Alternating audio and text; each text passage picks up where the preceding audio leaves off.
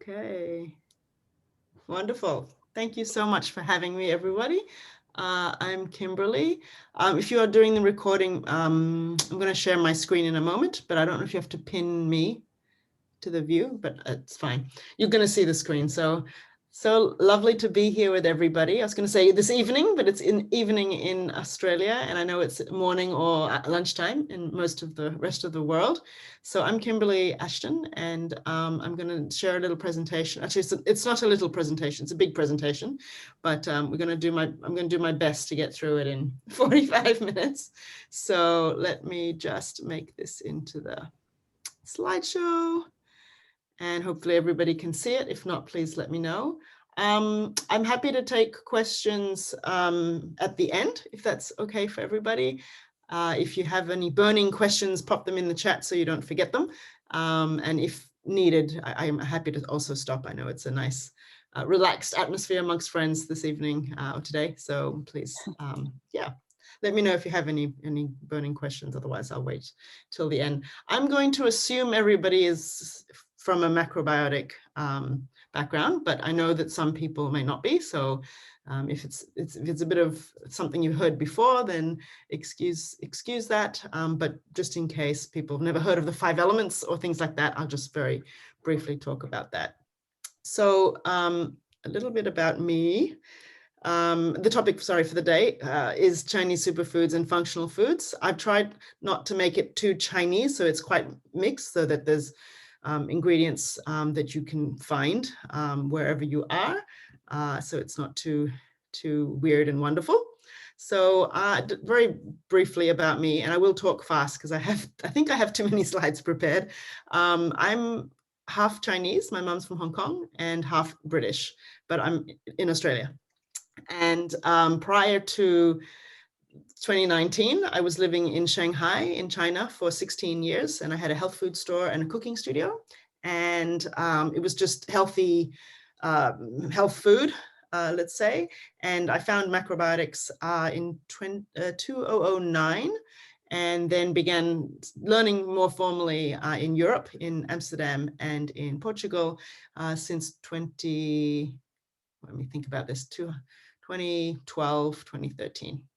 So I know that there's many people teaching today and on the call who have been practicing and enjoying macrobiotics much longer than me.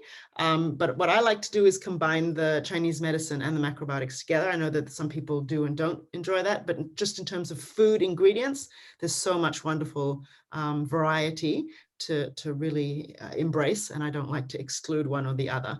And I learned a lot about different Chinese foods, dried foods, and fresh ingredients just from living there as well. I also teach yin yoga, which is 5 elements based. So I pretty much just live and breathe the 5 elements in any shape or form. And I've written 2 books, one in English called TCM Inspired Smoothies, TCM just being traditional Chinese medicine abbreviation. And the other one is in Chinese. It's here. It's actually called Chinese Superfoods. I won't show it to you because it's in Chinese. I didn't write it in Chinese, but it was translated. And so that I'll go through what superfoods means for me and probably for many of you. So superfoods and functional foods are really any foods that they can be anything. I don't like to make them as trendy as they are. So I've separated them actually here into daily superfoods, which are just good old things like brown rice and sweet potato, which have a function in Chinese medicine for certain organs or certain parts of health. And then I've called them specialty superfoods. So they're the trendy ones in the health food stores that are probably a little bit overpriced. So goji berries is a good example outside of China, whereas in China, they're just a daily food. And the jujube dates, the red dates, similar thing. Overseas, they're probably very expensive, but they're just a daily superfood. So yeah, foods that have a nutrient density or a specific health benefit. And I know we're talking more on the Asian and Chinese superfoods today, but really every culture, wherever you are watching from, wherever your background is, there are superfoods or super healthy, super nutrient dense foods. All right, next slide. So before I jump into just lots of nice photos of food, And I'm going to go today by season. So I'm going to go into the 5 elements and cover some superfoods or super healthy foods according to that pattern of the 5 elements, because I believe everybody would be familiar with that.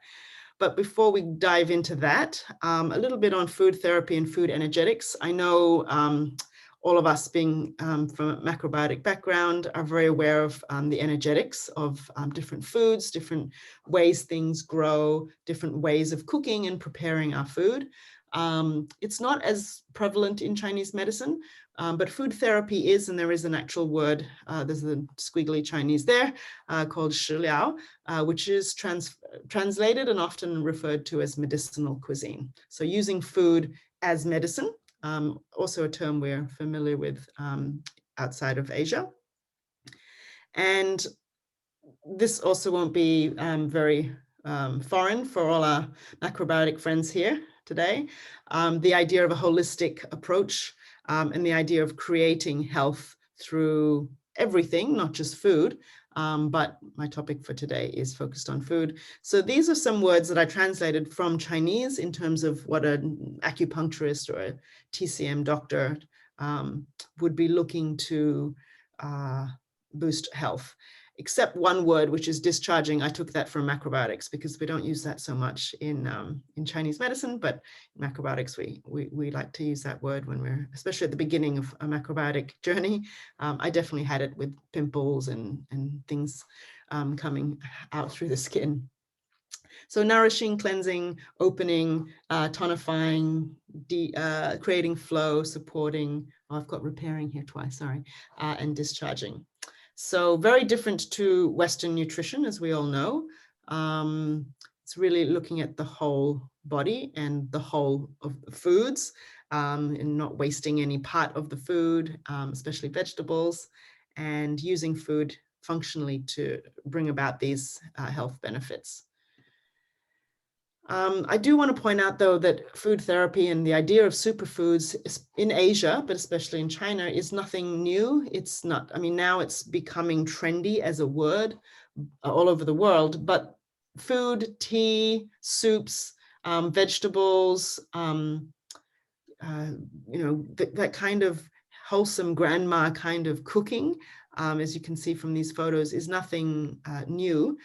It's just the label that has come about for superfood or even functional food. It's been part of the culture.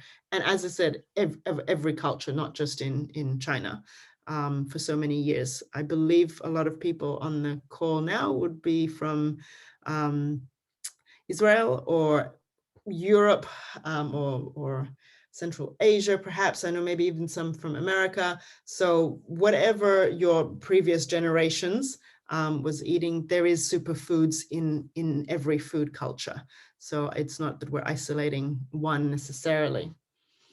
I just want to very quickly go through these because there's a lot of overlap with macrobiotics, but this is purely from Chinese medicine in terms of how we look at the different energies or types of food. In macrobiotics, we don't focus as much, in my experience, as Chinese medicine on the thermal nature of food. And I'm not going to jump to explain these too much, just to show you how we can get foods that are super healthy, depending on what they can do for our body. So food can be cold, cooling, neutral, warming, or hot. And in Chinese medicine, the different qualities of this food, that's how they would prescribe foods. For example, lamb meat in winter and celery in summer, or watermelon. They're very cooling or cold for the body.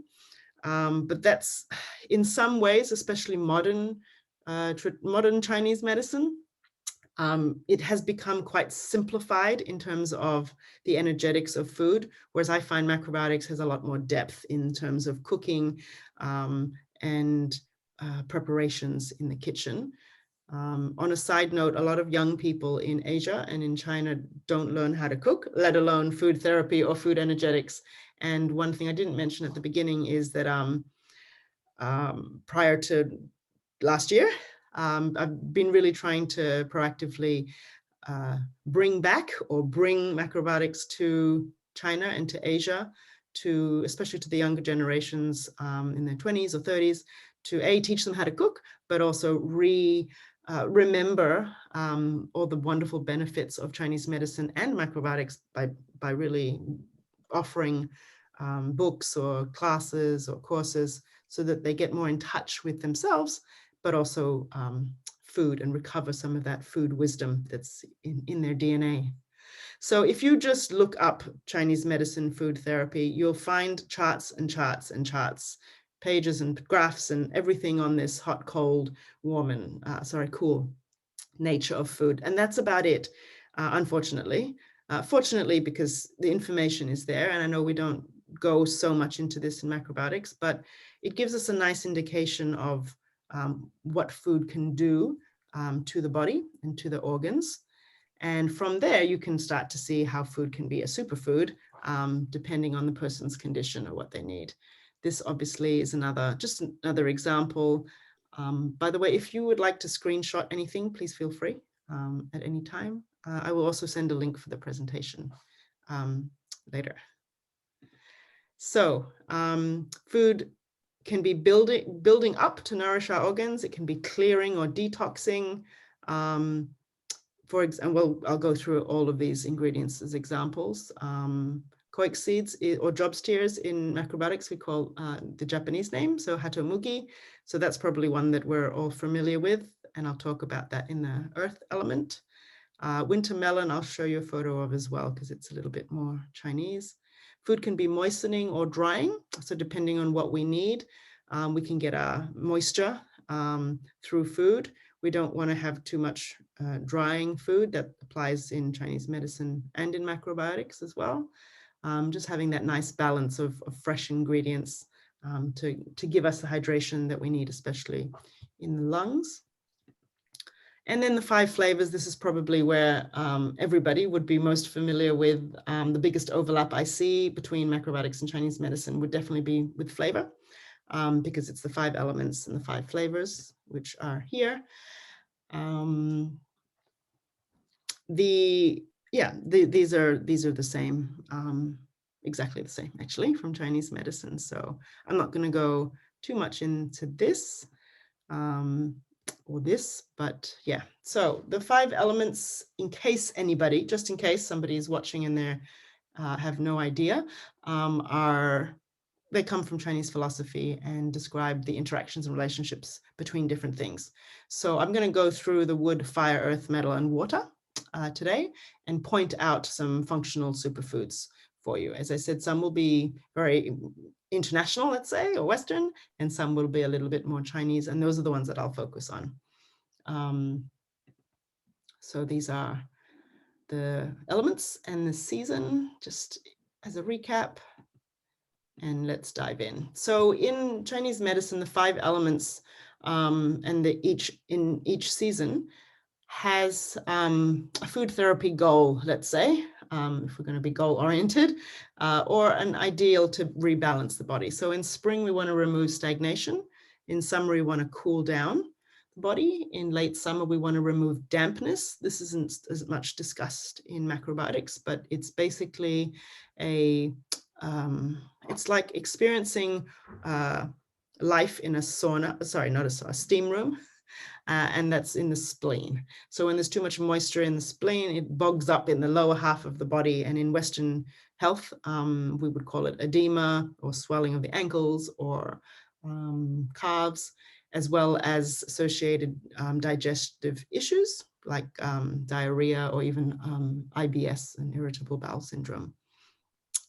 And then in autumn, it's to hydrate and nourish not just the lungs, but also the digestive system and the large intestine. And then in winter, it's to warm and replenish and tonify the body. And the associated organs. I'm going to not talk too much on organ health, specifically, more just on the foods. But I believe that most people would be familiar on the organ pair.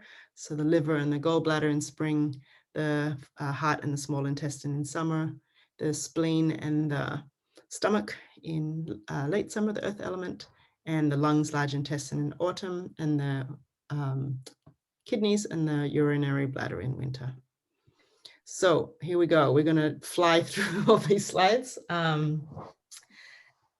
And I do want to get to, as I said, the more Asian Chinese ingredients to highlight those. So I'm going to show you all these in picture form. I'm a visual person, so I like pictures. And I know we're all foodies, so I hope you appreciate photos, as little text as possible. In Chinese medicine and macrobiotics, again, this is a combination.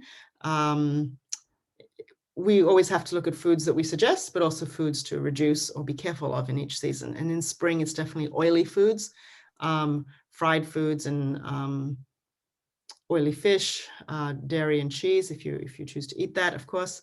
And this is from specifically, I learned from Macrobiotics in terms of nut butters, because everybody eats a lot of nut butter these days. And that's very stagnating to the liver as well. And cold leftover foods, we want fresh foods. So these are some spring functional foods, and we can call them superfoods. So where there's an overlap between Western nutrition and Chinese medicine, I'll point them out. Otherwise, things like leeks and sprouts, I'm not going to spend so much time on. But things like asparagus, apart from being this beautiful upward energy vegetable, they help with reducing dampness in Chinese medicine. So they're a fantastic vegetable to include really from spring through summer, perhaps even late summer, depending when you can get them and where you live. So that's something to make a note of. Asparagus also lends itself really well to being cooked in Western cooking as well as Asian cooking. And they do use asparagus, usually stir-fried with other vegetables or steamed. This is a purely macrobiotic slide. That being said, shiitake mushrooms or Chinese mushrooms are used very commonly in Chinese medicine, and also known as a superfood in China and in Japan and Korea and really all of Southeast Asia. They're not so familiar with the properties of daikon and dried daikon as we are in macrobiotics. And if you're seeing any of these more Chinese ingredients and wondering where to get them, depending where you live, if there's a Chinatown, that's the easiest place to get them. Otherwise, wherever you are, because I've looked in Israel as well, I believe you have some Asian stores, and hopefully online if that's an option as well. Unfortunately, the wonderful Macrobiotic shop in Amsterdam closed, because I know they were shipping pretty much everywhere, and they have a lot of these dried ingredients. So these are really good for cleaning oils out of the body. Yeah, I'm not going to go into too much if they're macrobiotic ingredients and you're probably more familiar with, but definitely wonderful for the springtime in terms of cleansing and discharging in the body. Dandelion and burdock, that's actually very Western. In all the health food stores, you'll find dandelion burdock tea, either in like a tea bag or loose leaf. Fantastic for liver qi and liver functioning. And then I've highlighted these ones, which are more everyday superfoods in China and in Asia. I believe most people can access sweet potato. And you may be wondering why sweet potato is here, because it's the sweet potato and it's quite boring or common, let's say. But it really is quite special in Chinese medicine and in China for liver qi. And the idea of liver qi or qi energy is to have the liver having enough energy to complete this 5-element cycle. And so what happens if we have stagnant liver energy is we can get metabolic issues, we can get menstrual issues for the females as well. So sweet potato is a fantastic ingredient, and I put it on every superfood list that I make. Same with black fungus or wood ear mushrooms. This is the fresh one. You can get dried ones. I have a few ingredients here that I'll show you at the end too, prepared just from my kitchen. And this is one of them in dried form. So these are fantastic for boosting the blood. And it actually features in the kidney slides that I'll show you as well. assume most people will be very familiar with wakame and edamame in the macrobiotic world. Probably mung beans as well, but I've popped them in here. They're definitely a superfood across all of Asia. Mung beans are known. I popped them in here because they're green for spring, but really they're consumed spring, summer, and late summer to cool the body down. Very good detoxing properties as well as fiber.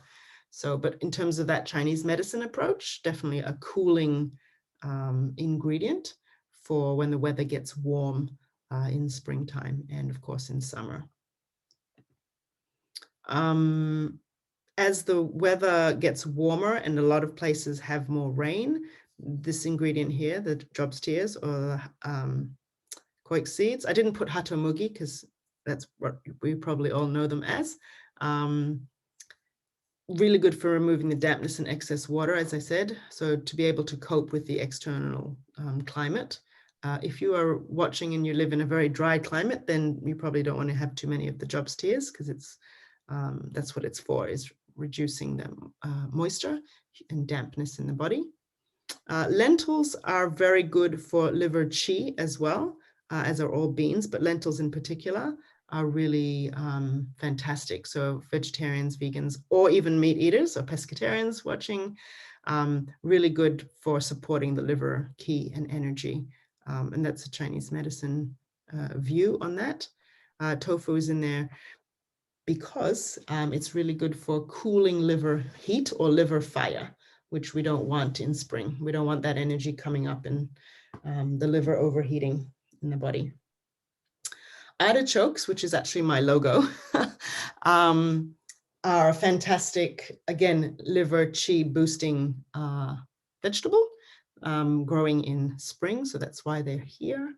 On these slides, citrus, cilantro, coriander are also spring vegetables. And I wanted to highlight here, mint is also cooling, but beetroot and the beetroot leaves are fantastic for nourishing the blood, and the liver needs a lot of support, let's say, with iron-rich foods, dark leafy greens, and I always like to remind people to eat the beetroot leaves. I believe macrobiotic people, communities are very well aware of eating the whole vegetables. So, but these slides are, most of them are from my talks on this topic. So I always have to remind people. So we go from wood to fire and summer. And I have a few ingredients to highlight here from a Chinese medicine or Chinese superfoods point of view. And those would be the bitter melon and the loofah. I'll show you those in a moment. The hawthorn berry and the chrysanthemum tea, as well as, you guys are very familiar with corn silk tea, possibly in macrobiotics, but it's very popular in China.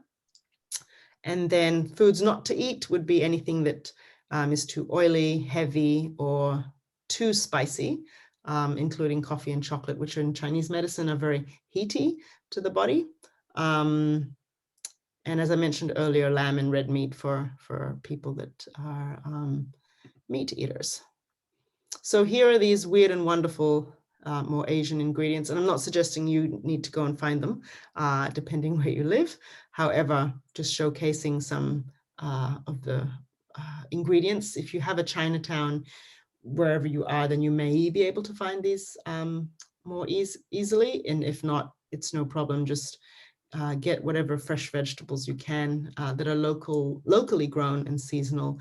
I would be very interested to find out in your parts of the world what kind of melons, vegetable or fruits, there are. I know zucchini or other types of more hydrating vegetables and squashes are available all over the world, but these are a little bit more of the Asian ones. So the bitter melon, as scary as it looks, is actually quite scary in taste. He's really bitter, like super bitter. And these gourds here are very soft and mushy, softer than a zucchini and a little bit more dense than a cucumber. So I'm not sure if anyone's ever had them before, but they're a very popular summer vegetable, and they're I put them in the superfood category. because they have a lot of cooling benefits, as well as that very strong bitter flavor, which helps us with digestion and blood building and preventing heat in the body as well. These are a little bit more West. Actually, if I was to show this slide to someone in China, they wouldn't know what they were. So you can probably access more leafy greens, but with some red fire energy in them. So I've just picked an example here, red sorrel and Swiss chard, but whatever leafy greens that you can access and enjoy. And you guys probably are all in the Northern Hemisphere. So enjoying summer and some cooling foods. The next slide, I'm going to assume that most people are familiar with amaranth. We love them in puddings and salads and mixed grain dishes and macrobiotics. Red rice, I'm not sure if that's as easily accessible to you, perhaps other varieties of rice in your part of the world, but the amaranth leaves might be a bit tricky. They're very well known in Korean food and Chinese food in particular, not so much in Japan. But they're a fantastic superfood or super leafy green, even though it's a bit reddish purple, that I suggest for summer. Again, if you're able to access that in an Asian store. And if not, no problem, you can still enjoy other grains of the same family. Red quinoa, I went with the red theme, as you can see, and the high iron and sticking into this fire energy. Normally I would have to explain dulse to people, and I don't today. I am happy to report. Red lentils, I actually enjoy red lentils all year round, to be honest, but I've popped them here in the summer season. Actually, one more point on red lentils. They help in Chinese medicine, they help to regulate water and tonify the qi. And in Chinese medicine, different foods enter to different meridians and organs. It can get a bit complicated. I don't overthink it myself. But yeah, just wanted to let you know. So the red lentils also support kidney, heart, stomach, and spleen health, which is perfect for hot summer weather. So you'll see mung beans appear here again. Cucumbers we're all probably very familiar with. And this is the winter melon. So introducing the winter melon, even though it's summer, it's called winter melon. It's a direct translation from Chinese. And it's really big. It looks like a really big cucumber in this photo, but it's actually about this size, probably bigger than the size of my face. And they're huge. They have a very soft texture. They're always cooked. We don't eat them raw. And they're usually stir-fried, like sliced and stir-fried, or they're put in soups. And the winter melon is fantastic for removing dampness in the body and cooling the body down in summer. And you'll see winter melon if you've ever been to Asia, or if you haven't, I hope you get a chance to. It's very common in Hong Kong, in China, even in a little bit in Japan, but not as much as China. And then these ones you're probably a little bit more familiar with. I'll just point out celery is fantastic. In all cultures in China, they use celery. They usually cook it and stir fry it. They don't tend to eat it so raw. All right, I want to focus just very briefly on lotus seeds and the center, which is the lotus plumules. I had to learn that word when I was putting this onto a slide. Because the Chinese is the heart of the lotus. So that's one ingredient there, the left and the middle slide. And these are available usually in any Chinese like tea store or Asian dried foods store, again, depending where you live and if you have access to that. And it's the center, this little green stems it's quite bitter, and you just need 2 or 3 in some water. And it's good for cooling the heart, but also therefore the heart and the mind. So a lot of restlessness or insomnia in summer, it's used for that. And the lotus seed is a very common ingredient in different soups. It's very good for the spleen, stopping diarrhea. It's used sometimes in porridge or rice porridge as well. So that's something you can can try if you're able to find it. You need to soak it to rehydrate it, and then boil it into your soup or your rice porridge. And then honeysuckle tea, chrysanthemum tea, and also to some extent corn silk tea are very cooling, and the corn silk is fantastic for removing dampness. So there's really a focus on cooling and removing dampness in summer and late summer in Chinese medicine. So I'd be interested to know if there's a similar ingredient such as honeysuckle or even chrysanthemum or floral teas where you are from or where you live. Agar we're very familiar with, tofu we're very familiar with in macrobiotics, but maybe not hawthorn berry.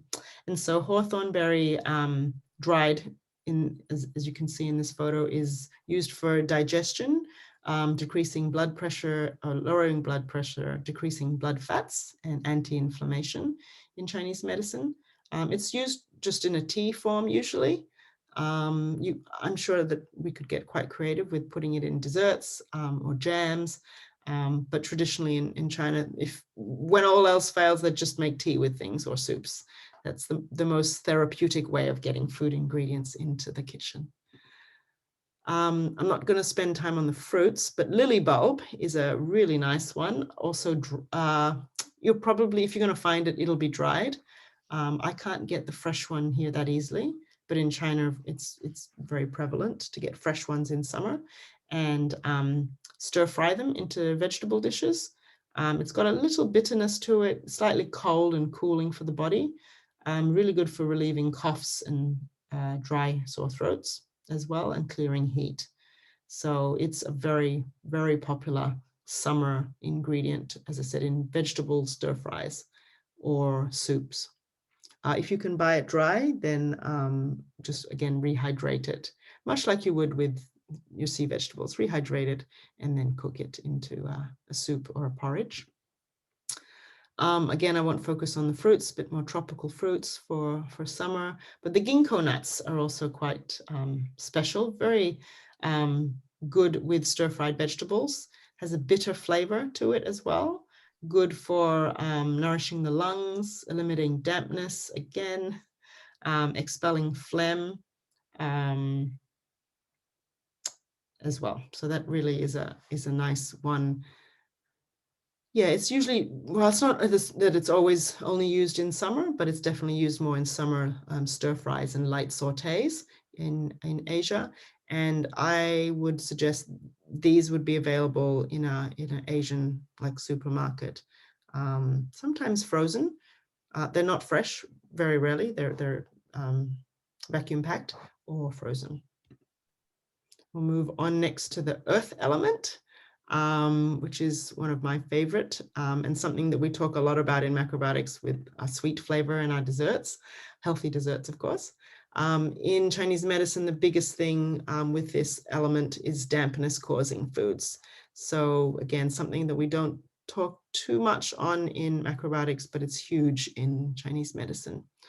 So these are from my macrobiotic slides. Onion, sweet potato, pumpkins are round and ground vegetables, which is not a term used in Chinese medicine, but I like to introduce it to that community, but something we're very familiar with in the macrobiotic community. I'm just going to keep going. So marjoram, I actually only discovered this year, and this is not a Chinese medicine or Chinese spice, is really good for the spleen. I was able to buy some fresh here and of course dried. So I would suggest trying to learn about Western spices or spices and herbs that you have in your cooking and in your countries, but looking up the Chinese medicine functionality, if that makes sense, because there's a huge crossover between Asian food and what it's good for Western health terms and terminology, but also Western foods or herbs into Chinese 5 elements or meridian health or organ health, cooling or hot. So there's a lot of information at this point in our histories of how to blend both together. And I really enjoy learning and sharing in that way. So the biggest one I want to spend time on this slide is the poria, or the fuling, for removing dampness. It's also going to be available in a herbal store or a Chinese medicine tea store. Really, really good for removing extra moisture in the body. It's almost as good as the job steers, but a little bit better, a little bit stronger. And fennel is really good. Cloves are really good, all for the spleen and stomach health as well. I'm conscious of the time, so I'm just going to point out the Chinese ingredients. So if you're seeing ingredients that you're familiar with, great. And if you're not, hopefully I'll cover them all. This is going to be hard for everyone to get, myself included. I can get them in Sydney, in Chinatown, but not very easily, as much as in Japan or in China. You can get the dried version, which is the photograph in the middle, again in Chinese herbal stores. If you have access to an acupuncturist, you can also ask them in your city or town. They may know a place in a bigger city in your country where you could get the dried versions of a lot of what I'm talking about. And this is the spleen's best friend, the mountain yam. It's just, it loves it so much, more than pumpkin or millet.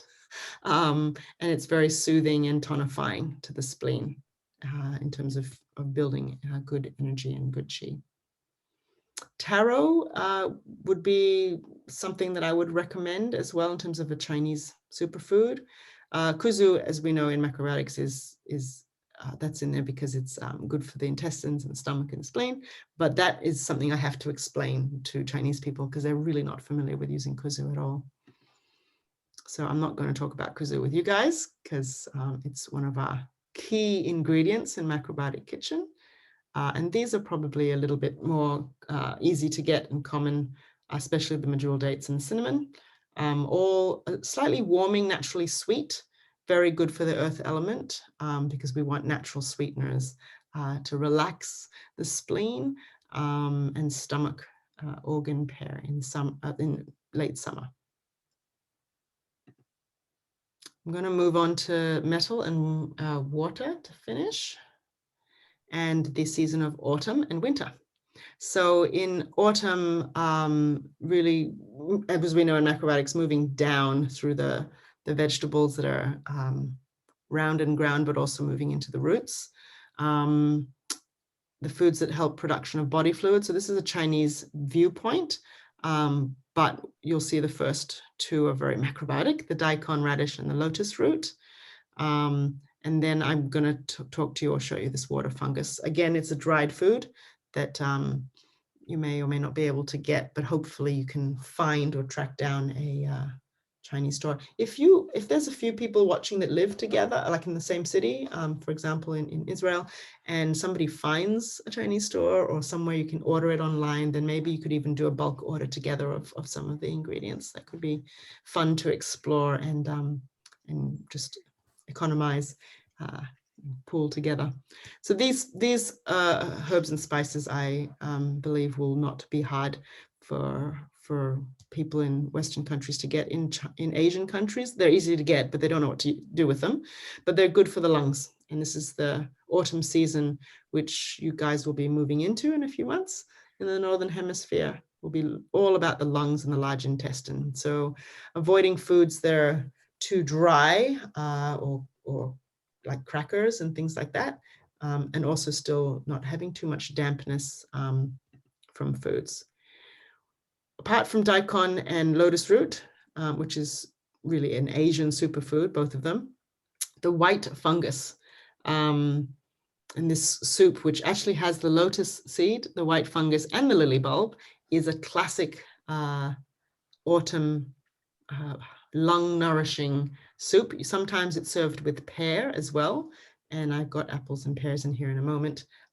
As that sweet flavor, apples and pears have a lot of moisture in them as well. So it's all about soothing the lungs.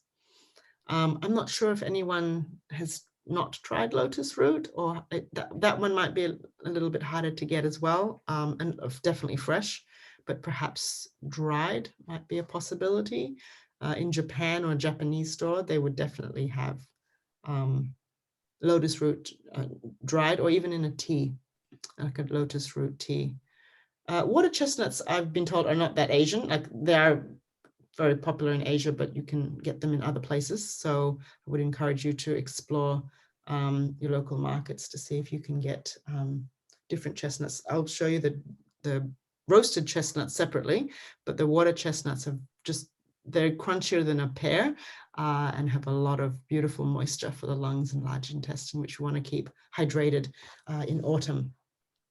Watercress, cabbages of all shapes and sizes, so it doesn't even have to be an Asian cabbage, but they're really nice to have in late summer and also moving into autumn. High in fiber, but we're really focusing on this hydration quality in this season. And then some of our most favorite macrobiotic ingredients, turnips and all sorts of radishes, not just the daikon, but all sorts of the radish family, and turnips, parsnips. Beautiful colors here. Watermelon radish is great. Yeah, so I encourage everyone to really start to explore the wonderful world of the different vegetables. I've put this one in here again. It features quite a few times, as you're starting to notice.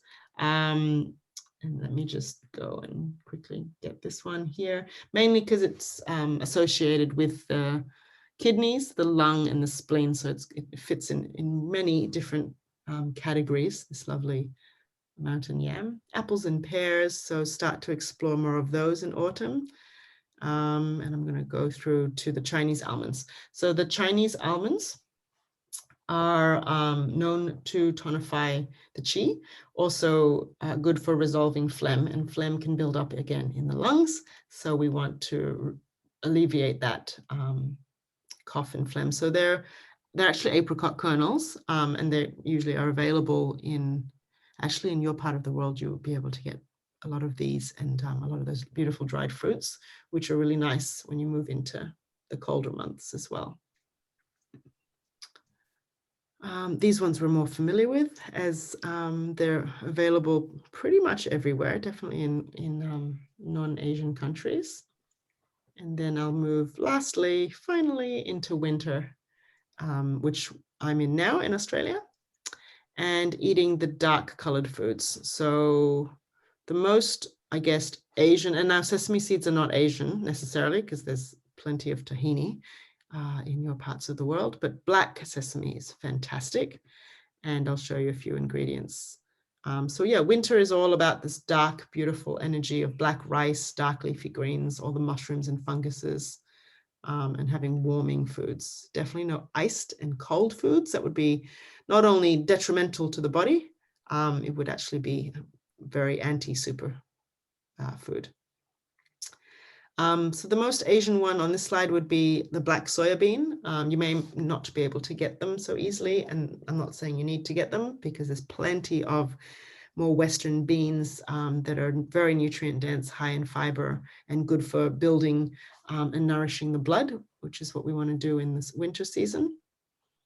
Kidney beans, black rice may or may not be easy to access, so perhaps some wild rice could be a good idea. Root vegetables, all beautiful nuts and seeds, and black sesame. So you could make your black tahini, you could make black sesame puddings, which is something I love to do in winter. Roasted chestnuts are very popular, but again, it's not necessarily a Chinese thing, but they are all over China and Hong Kong in winter, like everywhere. And then these ones I wanted to show you to finish up. The goji berries, the jujube dates, the red dates, and the long yen or long an, which can come in dried form as well. Very, very warming, very high in nourishing the blood as well. These ones, the hawthorn berries there again. And lastly, astragalus. I think this is the last one that I wanted to point out, because the rest are actually all sea vegetables, which won't be new to a macrobiotic fan or a macrobiotic kitchen or a macrobiotic chef. But astragalus, or astragalus, as they say in Australia, but I call it astragalus. Good for building the immune system and really good for supporting the kidneys as well. So something I've been taking actually since the beginning of last year, when with what's happening in the world, all of my Chinese friends started dosing up on this in powder form or in herb form. So I was like, they know something I don't. So I've been taking this not just in winter, but as a supplement for building immune system. These you will all be very familiar with and are classic water element foods in macrobiotics. So I'm not going to spend too much time, but as I said, normally I explain these a lot to non-macrobiotic people, because a lot of people don't eat enough sea vegetables, and a lot of people have no idea about arame and hijiki. But if you are watching this and you've not tried them, they're really good for nourishing the kidneys, especially hijiki in winter. More roots, vegetables, and dried mushrooms. I think this is the last one. So I'm going to stop here because I'm already over time. I'm sorry for going over time, and I'll stop sharing as well after this. So thank you so much for joining, and I'll leave these details up here if you're interested in finding out more about what I do or talking more about Asian superfoods and Chinese superfoods. I would love to connect on Facebook or website or Instagram. Well, that was an amazing presentation. You just, I'm sorry, I think I squashed too much in there. Not at all. I mean, I couldn't believe the time. I thought, we've got plenty of time. Wow, that was amazing. That was, whoa. I mean, that was just like the introduction. That was really good. Yeah. Yeah. Wow. So I have a few things just that were, I'm just going to tip the screen down for a second to show you, and then I'll be done. So I just have some nice ingredients here. So those are the almonds here. In this front here, the jujube dates. These are the black fungus. If you're able to get any, this is what they look like dried. And this is that white snow fungus, but in dried form. So I don't know where you all are. I know you're in Israel, but if you're able to find, especially a dried food store, a Chinese or Asian store, they will have a lot of the ingredients dried. So I think we need a cooking class now to apply all of these. Well, this is Let me know if you can get them all wonderful. first, and then what you can get, we can do a cooking class with. Yeah, we can try. We can make an effort for that. That's right. Put together a list and look at sources. Well, thank you. Thank you. It's fantastic. Thank you so much. I'm going to answer the question in the chat, but I'll do it in the chat so I don't take up any more time. Okay. Thank you.